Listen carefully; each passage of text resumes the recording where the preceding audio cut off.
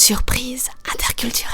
Intercultural surprises. Surpresas interculturales. Intersanskritic Ascharya. Surprise interculturelle. Sorpresas interculturales.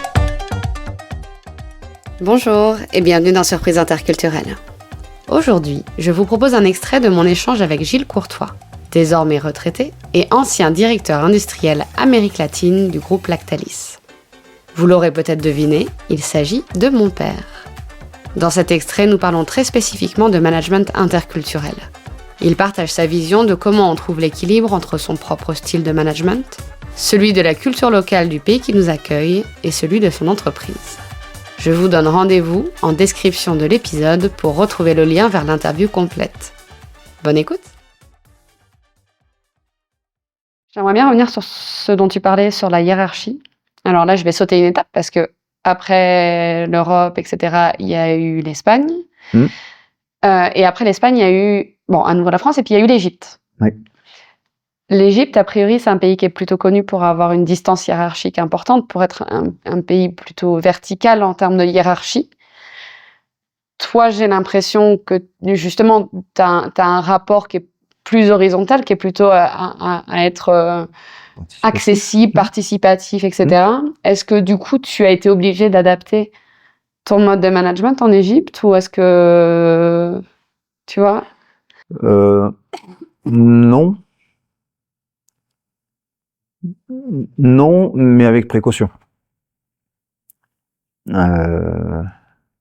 L'Égypte est connue, on peut pas conduire facilement. Enfin, c'est un peu fou au niveau de la conduite et du trafic, etc. Donc, on a un chauffeur, parce qu'en cas de problème, ça peut être très très compliqué.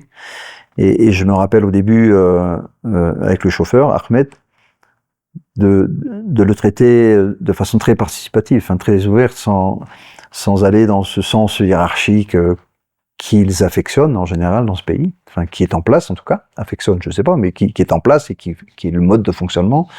Et moi, je l'ai géré à ma façon. Et je me rappelle à l'époque, ta mère avait dit, si tu pratiques comme ça, tu vas pas t'en sortir. Et en fait, c'est faux.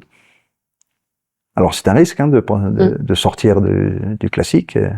Mais bon, quand on arrive comme expat français en Égypte, on a le droit de sortir un peu du classique quand même. Oui, on est plus autorisé qu'un local finalement à fonctionner. Je pense, je pense. Et donc, moi, j'ai fonctionné comme ça. Alors, c'est sûr que c'est un peu bizarre parce que, il arrivait souvent en retard. Et ta mère, à l'époque, m'avait dit, si tu le serres pas, si tu le serres pas un peu, tu vas pas t'en sortir, Et si. Et dans les usines, c'était pareil. Donc, au début, il faut être vigilant. Mais je pense qu'on a un style. Et si c'est trop éloigné pour fonctionner, vaut mieux tirer un trait. On peut pas se changer fondamentalement. On peut faire attention, mais on peut pas se changer. Et eux non plus. On peut pas changer un groupe, une usine qui fonctionne d'une manière. On peut pas dire à partir de demain on est copains et puis non, ça marche pas non plus. Mais on peut apporter des aménagements en restant vigilant et en voyant l'impact que ça a, puisque c'est vrai que ça peut ne pas fonctionner aussi. On peut imaginer. Et moi j'ai eu une expérience en Égypte qui a été excellente avec les usines. Ça a été plus compliqué au-dessus, mais avec les usines, moi j'ai très bien travaillé avec les Égyptiens et j'étais très très content de ce qu'ils faisaient. Avec leur profil à eux. Ils sont égyptiens. Donc, Inch'Allah. Mais tu vois, c'est une vraie question que je me pose, c'est comment tu combines une culture d'entreprise, une culture de pays, puis toi, ta culture managériale qui peut être différente de celle de ton entreprise.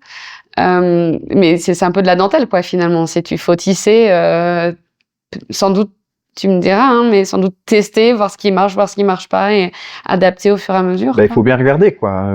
Faut pas partir bille en tête et puis dire je sais comment il faut faire. Mais c'est l'avantage de changer régulièrement, c'est qu'on sait on sait pas comment il faut faire. On sait qu'on sait pas. À chaque fois, j'aime bien cette phrase. Merci d'avoir écouté cet épisode jusqu'au bout. Si vous avez envie de soutenir mon travail 100% bénévole, je vous invite à partager un épisode avec vos proches ou vos collègues. Ça fait vraiment toute la différence. À mardi prochain pour un nouvel épisode de Surprise interculturelle.